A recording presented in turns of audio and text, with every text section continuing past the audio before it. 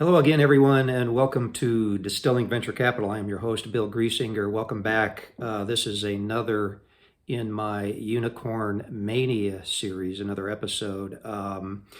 The theme title for today is going to be, have you noticed that the technology unicorn landscape is littered with company blowups, failed business models, valuation write-downs, frauds, and more, and we're going to explore why that is by evaluating one of the blowups. Real quick housekeeping though, if you're new to the Distilling Venture Capital podcast, most of my content themes are centered around fintech, financial technology, DeFi, decentralized finance, blockchain, smart contracts. We get into crypto and crypto mining in some episodes.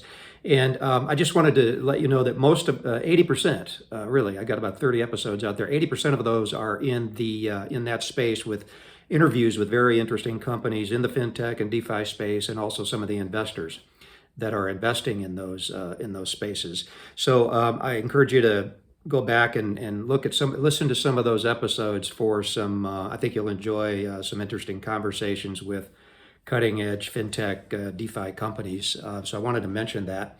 And I hadn't done until February this year, I hadn't done a Unicorn Mania episode for more than 2 years. Prompting me to come back to the series was or is the continued freak show that technology unicorn valuations are. And so I wanted to refocus on that for a few episodes, and that's what I'm doing here today. Finally, I want to point out that there are some important links, yes, in the description of the video here. One is the main body of evidence that I rely on to call BS on these tech unicorn valuations, and that is the study from the Graduate School of Business at Stanford called Squaring Venture Capital Valuations with Reality. There's a link to that. There's a link also to a video from the lead author of the study. His name is Professor Ilya Strebalov, that he did in a presentation of these findings to the Silicon Valley Open Doors Conference in 2016. And there was a few other links as well, but those are two key links you'll want to visit. So today I want to break down, I mentioned in my last episode, at the end of the episode, that I wanted to talk about FTX, one of the blowups here, and that filed bankruptcy November 8th, 2022. And don't forget, this company was one of Silicon Valley's technology unicorn darlings up until the blow up just a short time ago. But I wanted to focus on FTX for two reasons. One, because it demonstrates some of the similarities with other failed unicorns like WeWork in the past. I've noted that I devote all of my episode number 6 to the WeWork fraud and breaking down their business model. WeWork pulled their IPO in September 2019 with a $47 billion valuation. Nobody saw it coming. But the other reason I want to focus on this is FTX, like WeWork before it, and others, is indicative that many of the most well-known venture capital firm names that you're aware of in Silicon Valley, in my view today, do little to zero diligence on the companies they invest in, and especially no diligence, apparently, after they've invested millions and hundreds of millions of dollars. So that's why I want to come back to this, because this, for me, this type of just lack of diligence is, to me, a departure from the way things used to be based on my 20 years in the venture lending business when I evaluated these companies and the investors that invest in them. So that's why I'm doing this. Before I get into FTX, hang on just a moment. I got some artwork material I'm working on here. This here is a unicorn-free zone, ladies and gentlemen. Remember, tech unicorn valuations are pretty much fake. Anyway, I thought this could be get a banner made out of it. It could be some backdrop for me, or this might be good t-shirt material. Who knows? Let me know what you think. Anyway, we operate in a unicorn-free zone here. All right, let's get into this.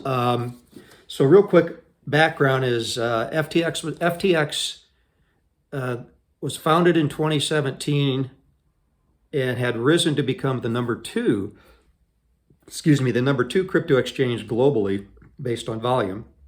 Its CEO, Sam Bankman-Fried, a name you've probably heard in the news since the blow-up, he was CEO of and controlled FTX, and he also controlled Alameda Research, which was his crypto hedge fund, which, as we'll learn, became part and integral to the fraud and the downfall of the company. So what happened here? There was a series, and this thing happened very, very quickly, as you may know. FTX's eventual bankruptcy, November 8th, 2022, was sparked by a report on I believe it was November 2nd, by CoinDesk, a media company in the crypto space.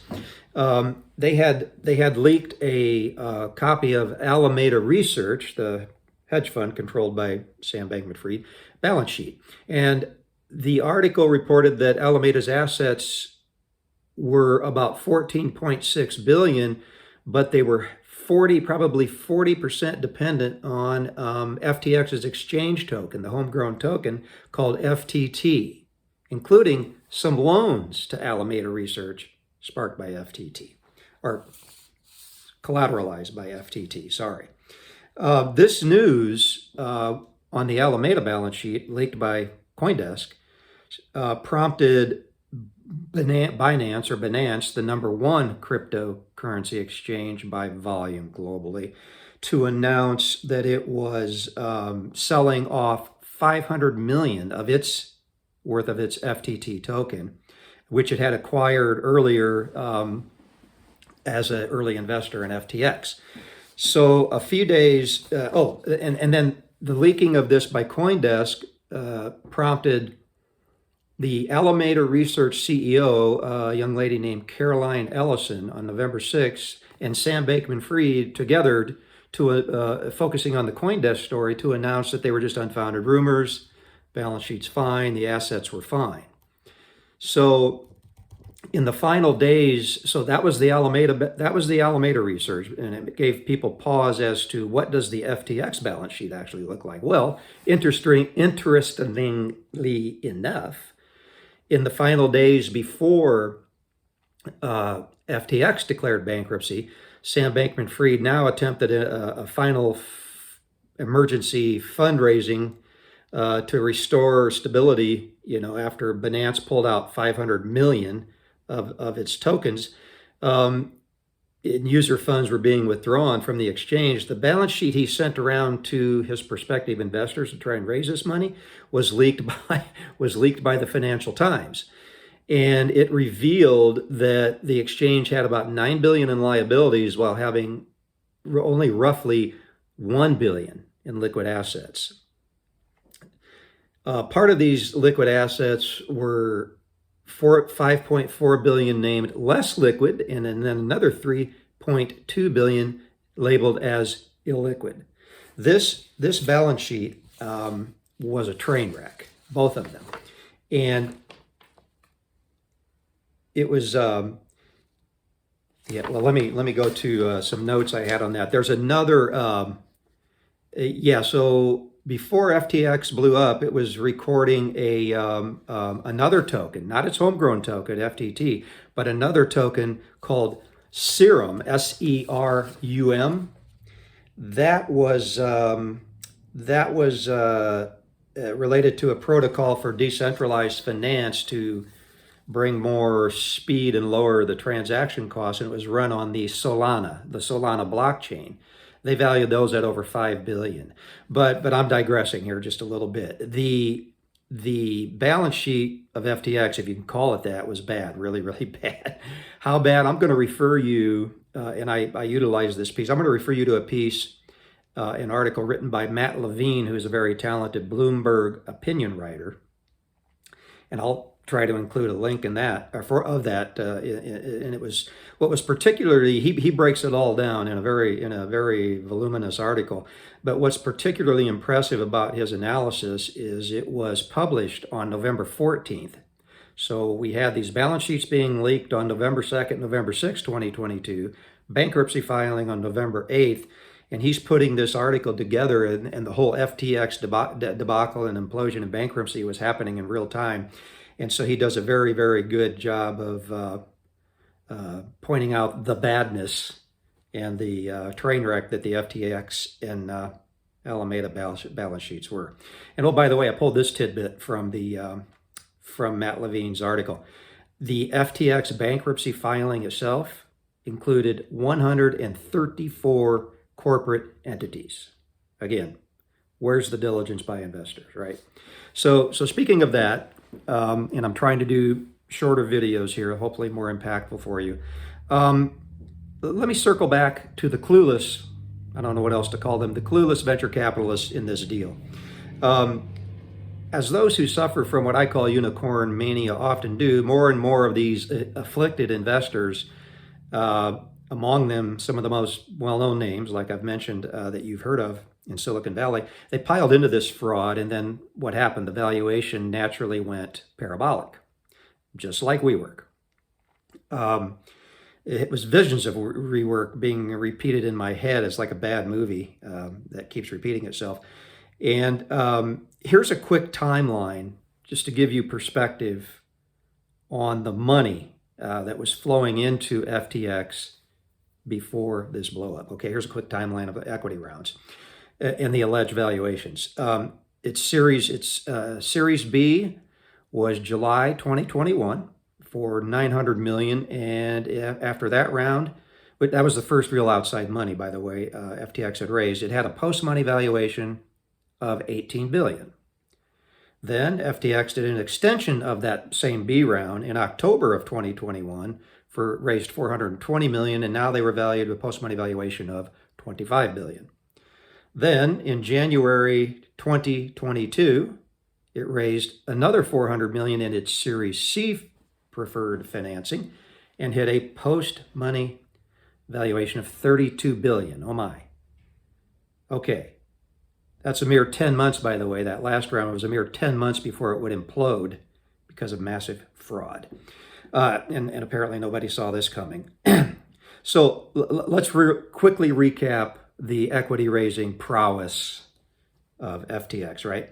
And the alleged valuations. It went so that means in a period of the rounds I just announced, in a period of 6 months, went from an $18 billion valuation to $32 billion valuation. Well, by the bankruptcy filing on November 8th, followed by Sam Bankman-Fried's arrest in the Bahamas, the venture capitalists had some explaining to do to their limited partners, right? Let's take the case to demonstrate this insanity. Let's take the case of Silicon Valley giant and one of the oldest firms in Silicon Valley, Sequoia Capital, to demonstrate this lunacy. In a letter to its limited partners, Sequoia had to explain that, well, it was all gone. That's right. It had written down the value of its entire stake in FTX to zero. How much was that?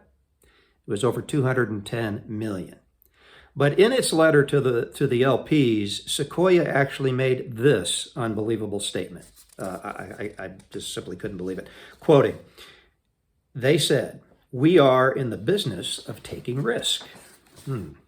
Some investments will surprise to the upside and some will surprise to the downside." Are you serious? You can't make this up. You can't make this stuff up if you try it. It's absolutely stunning. The fact that Sequoia and other VCs, and I've got a list here, let's just go, just for fun, hang on just a minute. Here's a list. Here's a list of the most prominent investors in FTX. BlackRock, largest private equity firm in the world. Ontario Pension Fund, ouch, that means teachers, I think, or maybe the city of Ontario. Sequoia, who I just mentioned, Paradigm, Tiger Global, international investor, SoftBank, which is responsible for the fire hose of money going into many of these unicorns, Circle Ventures, Ribbit, Temasek. So those are just some of the folks who were in this crazy thing. But the fact that Sequoia and some of those other investors that I just mentioned are relying on being surprised by company results is a testament to me to the dysfunctional culture that permeates Silicon Valley and the VC world today. So all of these things bring me back to the discredited and provably inaccurate, again, the Stanford study proves it, of the post-money valuation that they use. Remember what that is, folks. It takes the last round that the company just raised and it multiplies that price by all the prior rounds of preferred and common, and they magically become the same value as the round just raised. Insanity, complete insanity. And again, remember the two main takeaways quickly. The two main takeaways from the Stanford study. All 135 unicorns that they evaluated were overvalued. 100% of the sample. Two, 65, nearly half of those unicorns lost their unicorn status, i.e., no longer billion-dollar companies after running through the Stanford model. So here's my takeaway. You can bank on this. Whatever the valuation is that's being promoted or highlighted of a unicorn, based on the trend analysis, if you just do a trend analysis of what the Stanford study found, they're all overvalued by 50 to 100%. So you can just whack that off right away. It'd be really nice if you stop feeding us these garbage fake valuations based on a method that has been completely discredited. So here's my latest, having researched this for a while now and done a number of episodes on it, and I'm going to finish with this. And you can tell me if you agree. I'd love to hear your comments on this. My latest view, thinking, takeaway on what the post-money valuation really is, I think it's kind of I made a note here. It's kind of a long, drawn-out pump and dump scheme using the post-money valuation to execute the pump, right, in price and valuation, and then hoping it will stick in that range of that same valuation when the company goes public or is acquired. Here's something I had from let's just do a quick definition of what the pump and dump is. So pump and dump is a scheme. This comes from Investopedia. You can look this up. Many of you may be familiar with this, but it's a scheme that attempts to boost the price of a stock through recommendations based on false, misleading, or greatly exaggerated statements. Then further on it says, promoters of the scheme will then begin to coordinate rumors, misinformation, or hype in order to artificially increase interest in the security itself, driving up its price. Well, the tech unicorns aren't public companies. They're private companies. And I call it a long, kind of drawn out pump and dump scheme because you have misinformation and hype. Clearly you have hype. And you have a completely bogus, improper notion of value in the post-money valuation utilized to create the pumping action in the valuation of these companies. And again, back to the main theme of today is the landscape, the technology unicorn landscape is littered with companies that have failed. And as I've stated in the past, besides you have the fact you have top tier investors today that don't do the diligence after they have invested millions and are apparently surprised, like Sequoia, by the results. You have a situation here that cries out to me for an SEC investigation. And the other side of this is, now this is what I'll finish with. Pump and dump scheme is what I think it is. When are the limited partners in these funds going to step up and demand transparency and accountabilities from these venture funds? So those are my takeaways. The post-money valuation to me is a fraud and a scheme, and it's a pump and dump scam that's drawn out over a long period of time. And these preferred stockholders get their payouts at the expense of common stock and the newly buying public if they happen to go public. I want to thank you again for tuning in for this edition of Distilling Venture Capital. And tell me what you think. Tell me what you think of the artwork I'm working on here. I think we need a unicorn-free zone banner. And ladies and gentlemen, don't forget, this guy here is fake. So the legendary one in mythology, whatever, it's not mythology, but mythical, fake, fake, fake, just like tech unicorn companies. Thank you very much for tuning in, and I look forward to seeing you on the next edition of Distilling Venture Capital. Thank you.